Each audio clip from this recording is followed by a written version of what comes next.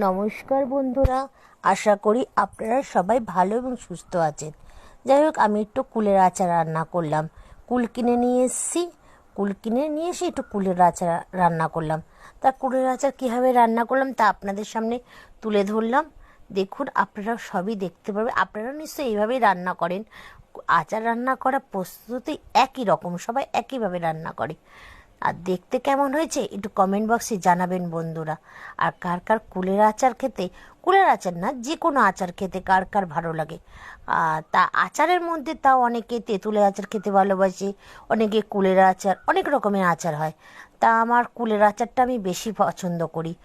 আমের আচারও ভালো লাগে, কিন্তু আমার কুলের আচারটা বেশি ভালো লাগে। তাই একটুখানি বাড়ির জন্য একটু কুলের আচারই রান্না করলাম। তা আমি যেভাবে রান্না করেছি আপনারাও নিশ্চয়ই সেইভাবেই রান্না করেন। যদি ভুল ত্রুটি হয়ে থাকে একটু কমেন্ট বক্সে জানাবেন। তা আচারটা খেতে দারুণ হয়েছে বন্ধুরা। বাড়ির লোক সবাই খেয়ে বলেছে না, আচারটা সব কিছুই ঠিকঠাক আছে।